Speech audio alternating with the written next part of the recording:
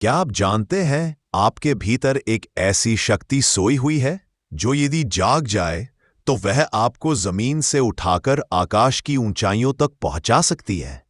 लेकिन यही शक्ति अगर अनियंत्रित रह जाए तो वह आपको आपकी ही आशंकाओं, असमंजस और बेचैनियों की अंधेरी गहराइयों में डुबो सकती है। ये शक्ति कहीं बाहर नहीं है। ये कोई देवता, ग्रह, नक्षत्र या भाग्य नहीं है। ये शक्ति आपका अपना मन है। अब जरा ठहरिए, गहराई से सोचिए। क्या आप अपने मन के स्वामी हैं? क्या आपका मन आपकी आज्ञा मानता है? या फिर कहीं आप ही तो इस मन के हाथों की कठपुतली नहीं बन चुके? अगर आपने सालों साधना की, पूजा, पाठ, ध्यान, मंत्र जाप, लेकिन फिर भी भीतर से शांति नहीं आई, जीवन की दिशा स्पष्ट नहीं हुई, सफलता अब भी दूर लगती है, तो शायद आपने अभी तक असली जड़ को छुआ ही नहीं। परमहंस योगानंद जी, वो महान आत्मा जिन्होंने भारत और विश्व को चेतना का विज्ञान सिखाया, बार बार एक ही बात कहते थे, मन पर विजय पाए बिना आध्यात्मिक उन्नति एक मृग तृष्णा है। मन ही वह रथ है जो आपको ईश्वर तक पहुंचा सकता है, लेकिन यदि इसकी लगाम आपके हाथ में न हो तो यही रथ आपको भटका भी सकता है, गिरा भी सकता है और थका भी सकता है। तो प्रश्न ये नहीं है कि आपको कितना ज्ञान है या आपने कितनी किताबें पढ़ी है। प्रश्न ये है, क्या आपने अपने मन को प्रशिक्षित किया है? क्या आपका ध्यान आपकी आज्ञा पर एक बिंदु पर ठहर सकता है? अगर उत्तर नहीं है तो कोई भी साधना, कोई भी नियम, कोई भी तप अधूरा है। तो आइए इस दिव्य यात्रा में हम साथ चलें। आज इस ऑडियो बुक में मैं आपको बताने जा रहा हूं परमहंस योगानंद जी द्वारा बताए गए 5 अद्भुत और गोपनीय रहस्य, जो आपके मन को एक शक्तिशाली, शांत और आज्ञाकारी मित्र में बदल सकते हैं। आप सीखेंगे कैसे अपने विचारों के तूफान को शांत किया जाए, कैसे अपनी एकाग्रता को लेजर बीम की तरह तेज बनाया जाए, और कैसे ध्यान को सिर्फ एक क्रिया नहीं बल्कि एक परिवर्तनकारी अनुभव बनाया जाए। और हां, इस यात्रा के अंतिम पड़ाव पर मैं आपके साथ साझा करूंगा एक अत्यंत गोपनीय ध्यान साधना, एक ऐसी विधि जिसे केवल अनुभवी योगी ही जानते थे, जिसे योगानंद जी ने अपने शिष्यों को सौंपा था, और जो मन की चंचलता को एक क्षण में शांति में परिवर्तित कर सकती है। तो इस ऑडियो बुक को अंत तक अवश्य सुनिए, क्योंकि हो सकता है आज का दिन आपके जीवन का सबसे परिवर्तनकारी दिन बन जाए। मन एव मनुष्यानाम कारणम बंध मोक्षयो, अर्थात हे आत्मा, यह मन ही तेरे बंधनों का कारण है और यह मन ही तेरे मोक्ष का द्वार भी है। जी हां, यही मन जो आज शायद तुम्हें दुनिया की उलझनों में उलझा रहा है, कल यदि साध लिया जाए तो यही मन तुम्हें मुक्त कर सकता है, तुम्हें उस परम शांति, परम आनंद और परमात्मा की गोद तक पहुंचा सकता है। लेकिन प्रश्न यह है, क्या आपने कभी अपने मन को वास्तव में साधने की कोशिश की है? या क्या आप मन की हर एक लहर पर बहते रहे हैं, कभी इच्छाओं के पीछे, कभी डर के पीछे, कभी क्रोध, लोभ या ईर्ष्या के जाल में? योगानंद जी कहते हैं, मन को साधना कोई साधारण कार्य नहीं है। यह कोई 2 मिनट का ध्यान नहीं, कोई मौन बैठने की रस्म नहीं।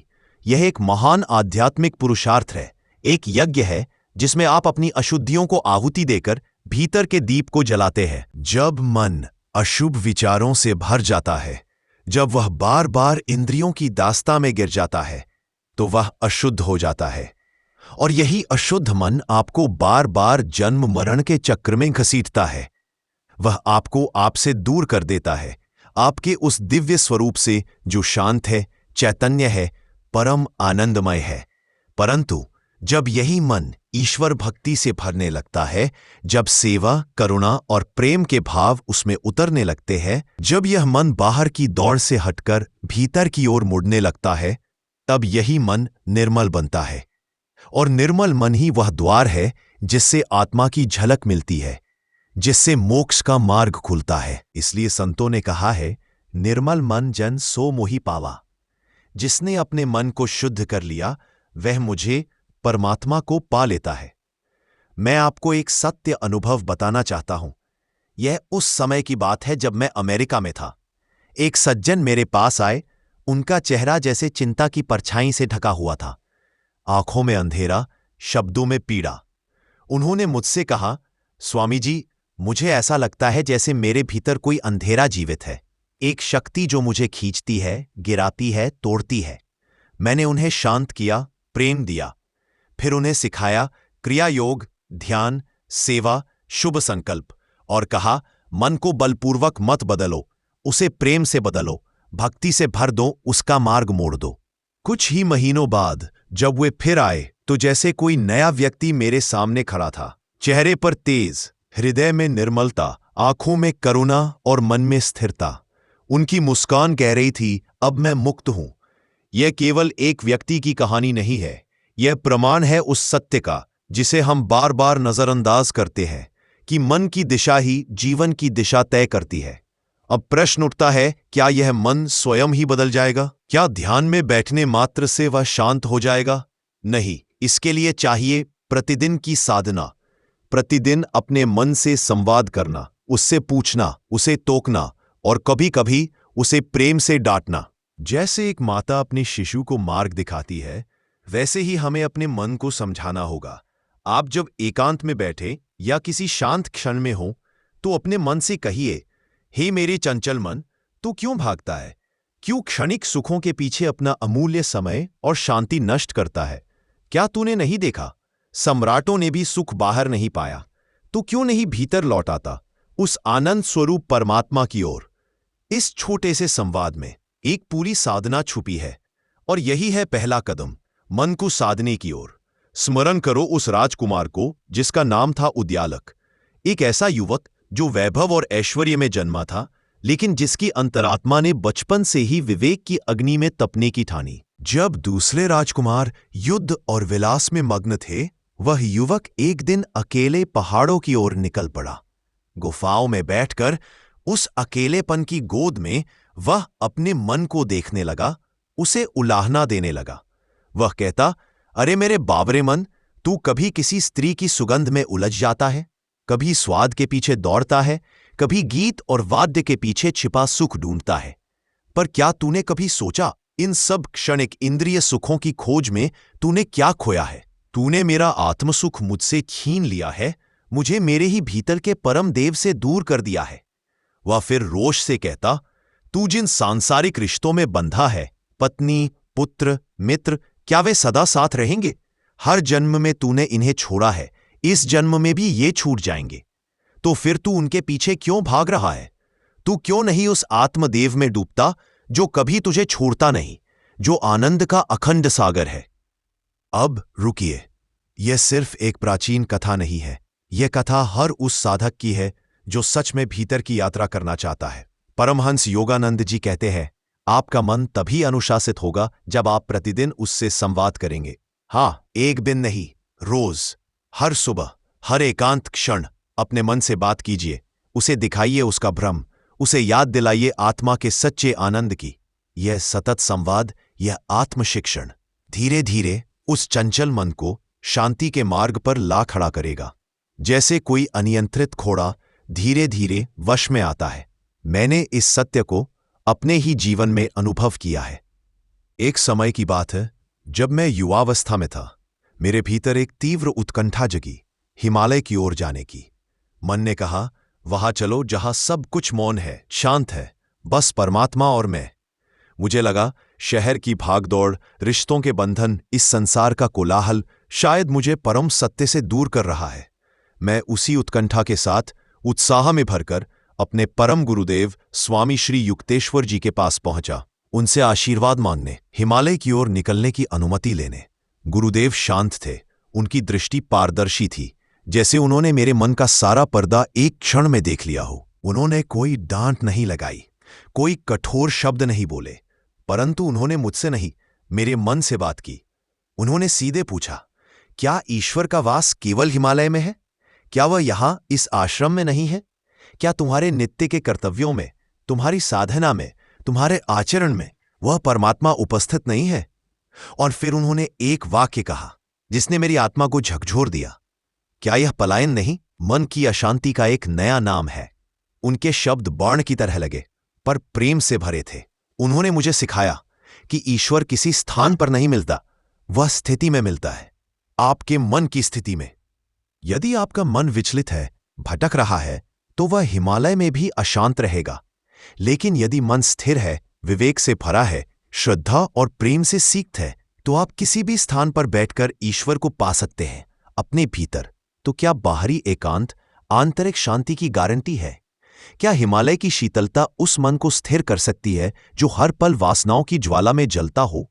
वत्स, पहले तुम अपने भीतर के हिमालय को देखो, जहां इच्छाओं की बर्फ जमी है, वासना की लहरें टकरा रही हैं और चंचलता की आंधी हर क्षण तुम्हारे विवेक को ढांप रही है। यदि इस आंतरिक हिमालय पर तुमने विजय नहीं पाई, तो बाहरी हिमालय भी तुम्हारे लिए एक भ्रम बन जाएगा। यही मेरे गुरुदेव ने मुझे सिखाया, शब्दों में नहीं, बल्कि उस मौन दृष्टि और तर्क की अग्नि से जो आत्मा को झकझोर देती है।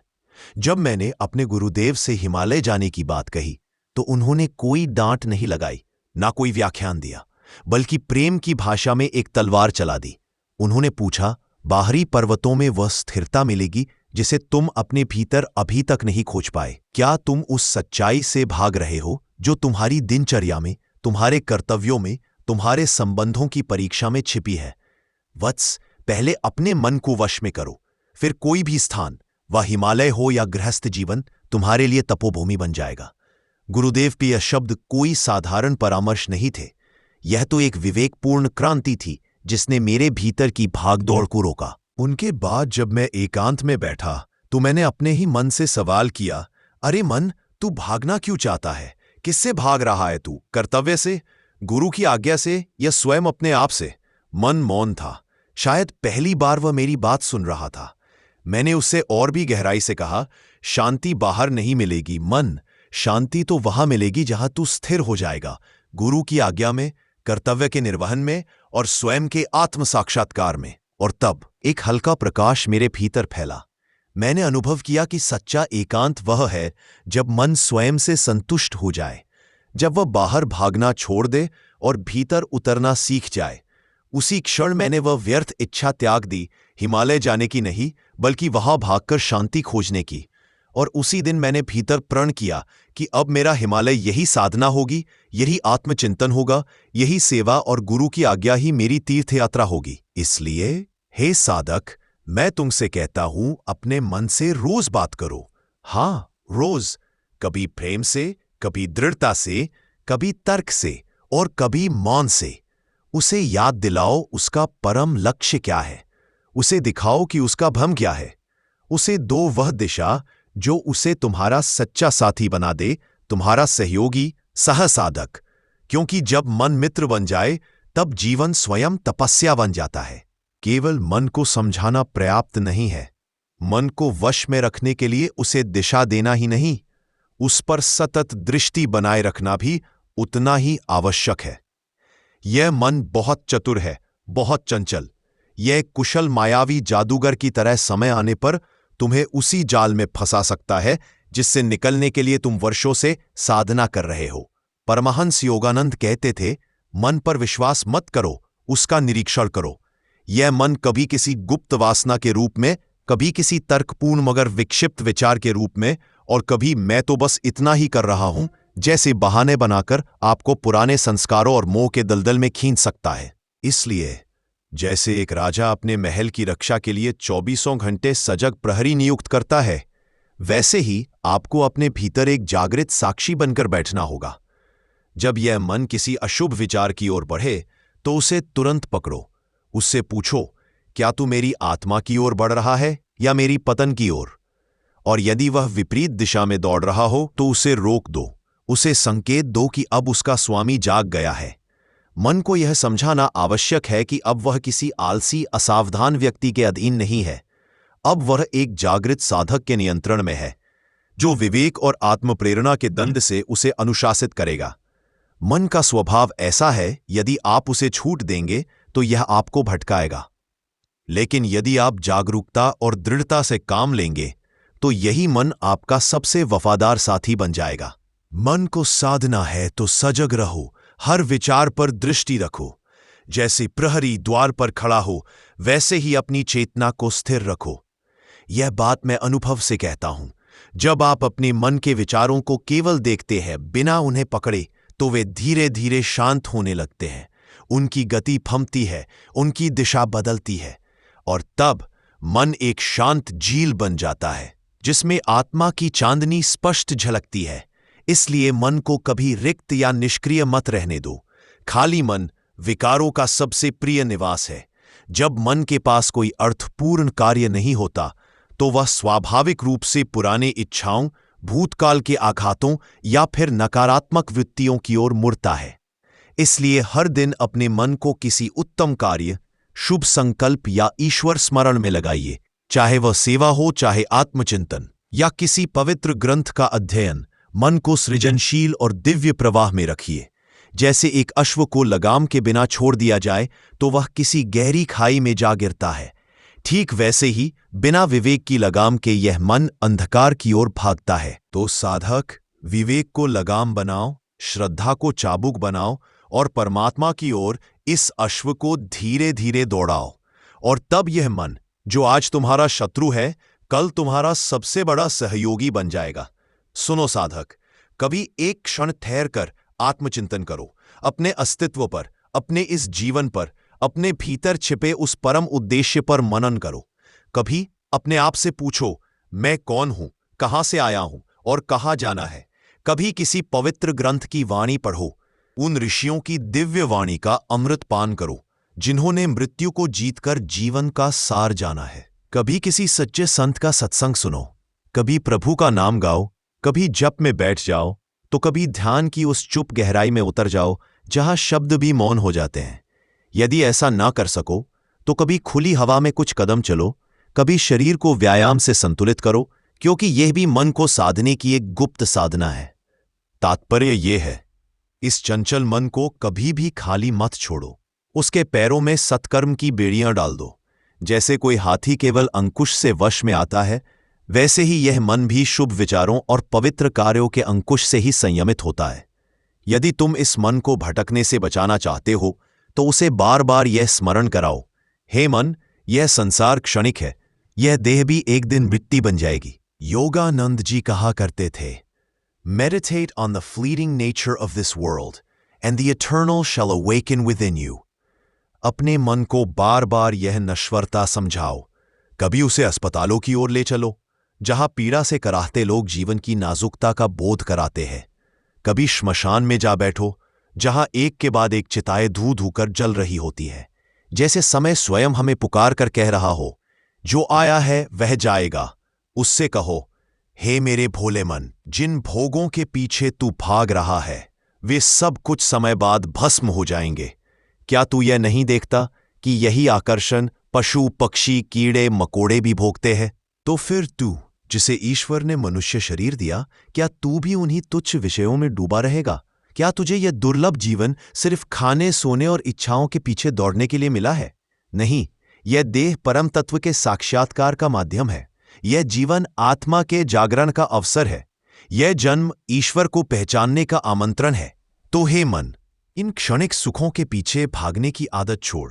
अब भगवान का भजन कर, अब आत्मा का ध्यान कर, अब संतों का संग कर, अब प्रभु के स्वरूप में लीन हो जा। क्योंकि जब तू इस जीवन की क्षणभंगुरता को समझेगा और मानव जन्म के इस अद्वितीय अवसर को पहचानेगा, तभी तू आत्मा के उस ज्योति स्वरूप को देख सकेगा जो तुझमें सदा से था। देखना तो कभी ठहरा ही नहीं, देखा ही नहीं। तो अब ठहरो, देखो और अपने मन को अपने भीतर की ओर मोड़ो। उसे जगत की नश्वरता का बोध कराओ और आत्मा की अमरता की अनुभूति दो। यही उसका मोक्ष है, यही तुम्हारा उद्धार। हे साधक, जब तुम अपने मन को बार बार सच्चाई, विवेक और ईश्वर के मार्ग पर बुलाते हो, तो एक समय ऐसा आता है जब ये चंचल मन स्वयं ही संसार की मृग तृष्णाओं से विरक्त होने लगता है। तब वह तुम्हारी आत्मा की पुकार को सुनने लगता है और धीरे धीरे वह तुम्हारे निर्देशों का पालन करने लगता है, एक सच्चे शिष्य की भांति। लेकिन यह सहज नहीं होता। इसके लिए तुम्हें अपने जीवन में एक और मौन लेकिन गहरा परिवर्तन लाना होगा, और वह परिवर्तन है आहार की शुद्धि।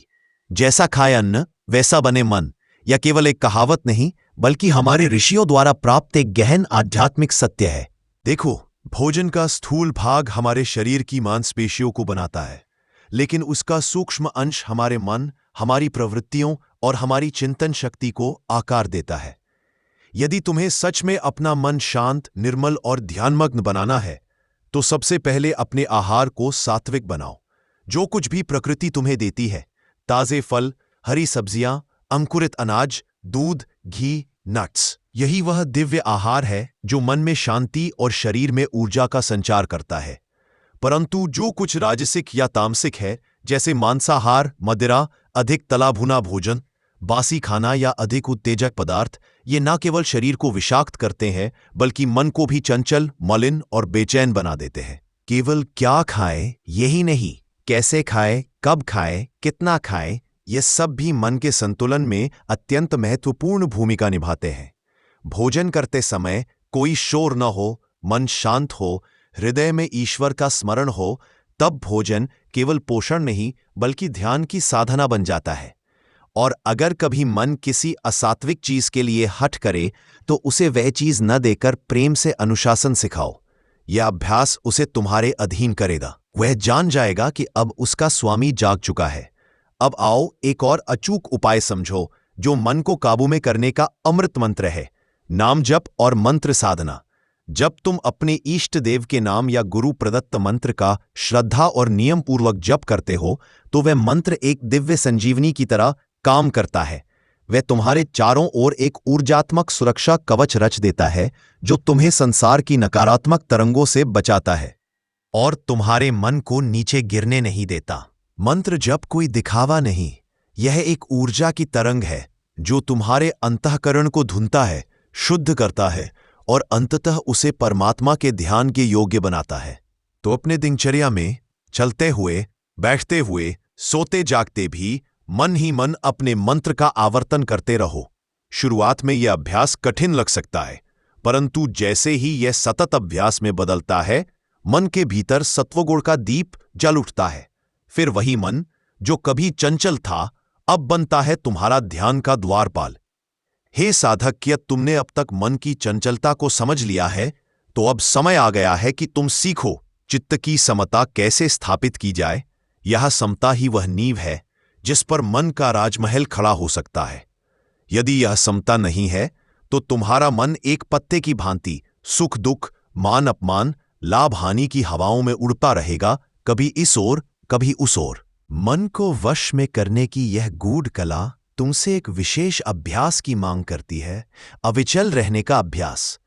जब कोई तुम्हारी प्रशंसा करे तो तुम उसमें डूब मत जाना, जब कोई अपशब्द कहे तो उसमें टूट मत जाना, जब तुम्हें लाभ मिले तो तुम गर्व से फूल मत जाना, और जब तुम्हें हानि हो तो तुम धूल में मिल मत जाना। तुम स्वयं को बार बार स्मरण कराओ, यह सब क्षणिक है, यह भी बीत जाएगा। हे साधक, जब तुम हर परिस्थिति में अपने भीतर के केंद्र में स्थित रहते हो तो तुम्हारा मन एक अद्भुत स्थिरता और शांति का अनुभव करता है। तब तुम किसी भी द्वंद्व से डगमगाते नहीं, बल्कि जैसे पर्वत की चोटी स्थिर, अडिग और शांत, वैसे ही तुम्हारा चित्त भी बन जाता है। लेकिन मन की निर्मलता केवल सहनशीलता से नहीं आती, इसके लिए एक और मार्ग है, निष्काम कर्म। जब तुम सेवा करते हो, परिणाम की चिंता किए बिना, बिना प्रशंसा की अपेक्षा किए, केवल ईश्वर की प्रसन्नता के लिए, तो यह सेवा मन की मैल को धोती है और चित्त को पावन कर देती है। चाहे वह सेवा किसी वृद्ध की हो, किसी रोगी की देखभाल, किसी भूखे को भोजन देना या किसी दुखी को प्रेम से सुन लेना, यह सब निष्काम योग के बीज है। हे साधक, सेवा करना किसी किताब को पढ़ने से अधिक शिक्षाप्रद है, क्योंकि सेवा करते समय तुम्हारा अहंकार गलता है और आत्मा का तेज प्रकट होता है। और अब सुनो एक और गोपनीय रहस्य जो तुम्हें स्थायी आंतरिक शांति प्रदान कर सकता है। सर्वत्र मंगल दृष्टि रखो, अर्थात हर व्यक्ति, हर घटना, हर परिस्थिति को ईश्वर की योजना का भाग समझकर देखो। जिससे भी मिलो उसमें प्रभु का अंश देखो। कोई तुम्हें कष्ट दे तो उसे भी प्रभु का उपकरण समझो, जो तुम्हें धैर्य, सहिष्णुता और माफी का पाठ पढ़ाने आया है। इस सर्वमंगल दृष्टि से जब तुम संसार को देखना शुरू करोगे तो तुम्हारा मन शिकायतों से हटकर स्वीकार में उतरने लगेगा, और जब मन स्वीकार में उतरता है तो उसमें शुद्ध आनंद का संचार होता है। तो हे आत्मन, अब तुम जान चुके हो कि मन को वश में करने की साधना में सिर्फ ध्यान ही नहीं, बल्कि समता, सेवा और मंगल दृष्टि, ये सब भी आवश्यक स्तंभ है। इन सभी गुणों को अपने जीवन में साधने का प्रयास करो और तुम देखोगे कि यह चंचल मन अब तुम्हारा सबसे बड़ा शत्रु नहीं, बल्कि तुम्हारा सच्चा मित्र, तुम्हारा ध्यान का द्वारपाल और अंततः ईश्वर का दूत बन चुका है। मन को साधने के अनेक उपाय हैं, ध्यान, जप, सेवा, समता, लेकिन एक सूत्र है जो भीतर की दृष्टि को ही रूपांतरित कर देता है। यह दूसरा रहस्य है दृष्टिकोण की पवित्रता। जी हां, दृष्टि को शुभ और मंगलमय बनाना। अक्सर हम संसार में दोष ढूंढते हैं, लोगों की गलतियां, परिस्थितियों की कठिनाई और जीवन की घटनाओं में नकारात्मकता ही नजर आती है। हे साधक, जब तुम सर्वत्र मंगलमय दृष्टि अपनाते हो तो जीवन की हर घटना, हर व्यक्ति, यहां तक कि तुम्हारे शत्रु और दुख भी तुम्हारे आत्मिक विकास के औजार बन जाते हैं। सोचो, अगर तुम्हारा मन हमेशा ये कहे कि ये भी मेरे कल्याण के लिए है, तो फिर दुख, आलोचना, असफलता, ये सब तुम्हें गिरा नहीं सकते, बल्कि वे तुम्हारे अंतःकरण को और अधिक उज्जवल बना देंगे। जैसे रात्रि का अंधकार हमें सितारों की चमक दिखाता है, वैसे ही कठिनाई हमें भीतर की शक्तियों का परिचय कराती है। एक ऐसा गुण जिसे संतों ने दिव्य नेत्र कहा है, विवेक। हे साधक, संसार की शिक्षा तुम्हें बताती है कैसे सफल बनो, कैसे धन कमाओ, कैसे प्रसिद्धि पाओ, लेकिन विवेक सिखाता है क्या सत्य है और क्या स्वप्न। वह तुम्हें यह देखने की दृष्टि देता है कि यह शरीर, यह वस्त्र, यह घर, यह मान सम्मान, यह सब अनित्य है, आज है, कल नहीं रहेंगे। सच्चा विवेक हमें जगाता है अपने भीतर के आत्मा स्वरूप को पहचानो जिसे कोई मृत्यु छीन नहीं सकती। यह विवेक ही वह शस्त्र है जो तुम्हारे मन रूपी राक्षस से लड़ता है। यह तुम्हारे भीतर बैठी हुई अविवेक की ग्रंथियों को काटता है और तुम्हें उस परम सत्य की ओर अग्रसर करता है जहां न कोई भय है, न वासना, न मोह। और अब वह अंतिम गोपनीय रहस्य जो परमहंस योगानंद जी ने अपने निकटतम शिष्यों को दिया था, अजपा गायत्री, जिसे सोहम साधना या हंस योग भी कहा जाता है। यह कोई बाहरी साधना नहीं है, यह साधना तो आपके भीतर जन्म से ही चल रही है। हर श्वास के साथ जब आप सांस अंदर लेते हैं, वह कहती है सो। जब आप सांस बाहर छोड़ते हैं, वह कहती है हम। सो हम, मैं वही हूं, मैं वह ब्रह्म हूं, मैं ईश्वर का अंश हूं। हे साधक, जब तुम इस श्वास को सजगता से सुनते हो, इस सोहम की अनाहत ध्वनि को पहचानते हो, तो तुम अपने भीतर के सत्य से जुड़ने लगते हो। ये साधना कोई घंटे भर का कार्य नहीं, ये तो 24 घंटे चलने वाली समाधि है। बस तुम्हें सजग हो जाना है। जब तुम चलते हो, बैठते हो, सोते हो, काम करते हो, तब भी सोहम ये मंत्र तुम्हारे भीतर गूंजता है। और जैसे जैसे सजगता बढ़ती है, तुम्हारा मन जो अब तक संसार में भटक रहा था, अब आत्मा की ओर मुड़ने लगता है। मन शांत होने लगता है, स्थिर होने लगते हैं और तुम उस मौन में प्रवेश करते हो जहां केवल ईश्वर है। तो हे साधक, अब तुम्हारे हाथ में है मन को साधने के 5 दिव्य रहस्य। 1. अपने मन से निरंतर संवाद, दृष्टिकोण की शुद्धि। 3. विवेक का जागरण। 4. अजपा सोहम साधना और अंततः आत्मा से एकत्व का अनुभव। इन 5 को जीवन में उतारो, तुम्हारा मन तुम्हारा दास बन जाएगा, तुम्हारा साधक बन जाएगा और अंततः तुम्हारा पथ प्रदर्शक बन जाएगा। कल्पना कीजिए आपकी हर श्वास, हर पल ईश्वर का स्मरण बन जाए। यह कोई कल्पना नहीं, बल्कि एक जीवंत अनुभव है जिसे हमारे ऋषियों ने अजापा गायत्री कहा है। अजापा अर्थात ऐसा जप जो बिना बोले स्वयं ही चलता है। यह ईश्वर का वह दिव्य नाम है जो आपकी श्वास में अंतर्निहित है, आपकी प्राण शक्ति से जुड़ा हुआ है। जब आप सांस भीतर लेते हैं तो उसमें एक सूक्ष्म ध्वनि होती है सो, और जब आप सांस छोड़ते हैं तो उसमें गूंजती है हम। सोहम, वह मैं हूं, मैं वही हूं जो परमात्मा है। यह सोहम मंत्र प्रतिदिन लगभग 21,600 बार आपके भीतर स्वतः गूंजता रहे। आपके श्वासों की लय के साथ यह दिव्य स्मरण रात्र दिन चल रहा है, परंतु हम में से अधिकांश इसे सुन ही नहीं पाते।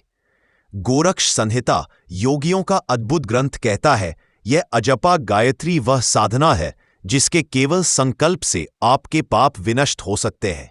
यह कोई बड़ी तपस्या नहीं, यह है अपने भीतर लौटने की सहज साधना। अब प्रश्न उठता है, इसका अभ्यास कैसे करें? सुनिए और आज से ही आरंभ कीजिए। 1. एक शांत और शुद्ध वातावरण में बैठे। 2. रीढ़ की हड्डी सीधी रखें, आंखें कोमलता से बंद कर लें। 3. कोई श्वास प्रश्वास में बदलाव नहीं करना है, बस श्वास को वैसे ही आने जाने दें जैसे वह स्वाभाविक रूप से आती जाती है। 4. अब केवल साक्षी भाव से भीतर सुने। श्वास भीतर जाए तो सो, श्वास बाहर आए तो हम। बस यही, कोई प्रयास नहीं, कोई जोर नहीं, केवल सजगता। हे साधक, जैसे कछुआ अपने अंगों को समेट लेता है, वैसे ही यह साधना आपके मन को बाहरी विषयों से हटाकर भीतर के केंद्र में स्थिर कर देती है। मन का भटकाव कम होने लगता है, एकाग्रता तीव्र हो जाती है, तनाव और चिंता जैसे स्वतः वाष्पित हो जाते हैं और एक गहरी शांति आपके अंतःकरण में उतरने लगती है। यह वह उपाय है जो मन से लड़ने की आवश्यकता नहीं छोड़ता, बल्कि मन को उसकी अपनी लय में लौटा देता है। हे आत्मा के पथिकों, यह कोई बाहरी अभ्यास नहीं, यह आपका सहज स्वभाव है, आपकी मूल प्रकृति है। आप जब अपने हर श्वास के साथ सोहम का अनुसंधान करते हैं तो आप अपने भीतर उस परम ब्रह्म से जुड़ जाते हैं, जिससे हर शक्ति, हर विचार, हर अनुभव की उत्पत्ति होती है। तो आरंभ करें आज, अभी, इसी क्षण से। अपनी हर श्वास को ईश्वर की स्मृति बनाएं, अपने मन को उसके स्वाभाविक स्रोत से जोड़ें। देखिए कैसे अजपा गायत्री आपके मन को शांत, आपकी आत्मा को प्रकाशमय और आपको आत्म साक्षात्कार के मार्ग पर दृढ़ता से अग्रसर कर देती है। यह है मन पर विजय पाने का 5वां और अंतिम रहस्य, जो न तो बाहरी है, न किसी भाषा, किसी विधि का मोहताज। यह तो आपकी श्वासों में छिपा एक दिव्य उद्घोष है। सोहम सोहम। आज की इस दिव्य चर्चा में बस इतना ही। हमें विश्वास है कि मन की इस रहस्यमयी यात्रा ने आपको आत्मंथन के लिए प्रेरित किया होगा। यदि आपको यह अनुभव उपयोगी और जीवन में लागू करने योग्य लगा हो, आप तो कृपया इस ज्ञान को अपने मित्रों, परिवारजनों और प्रियजनों तक अगर आप इस चैनल पर पहली बार आए हैं तो इसे सब्सक्राइब करना न भूलें, क्योंकि यहां आपको आध्यात्मिक ज्ञान, आंतरिक जागरण और प्रेरणादायक विषयों से रोजाना जुड़े रहने का अवसर मिलेगा। अपने विचार नीचे कमेंट में लिखें। आपका एक एक शब्द हमारे लिए प्रेरणा का स्रोत बनता है। फिर मिलेंगे अगली वीडियो में एक नई साधना, एक नई खोज, एक नए आत्मिक रहस्य के साथ। तब तक के लिए स्वयं को याद दिलाते रहे कि आपकी हर श्वास कह रही है सो हम, अर्थात वह परमात्मा मैं ही हूं।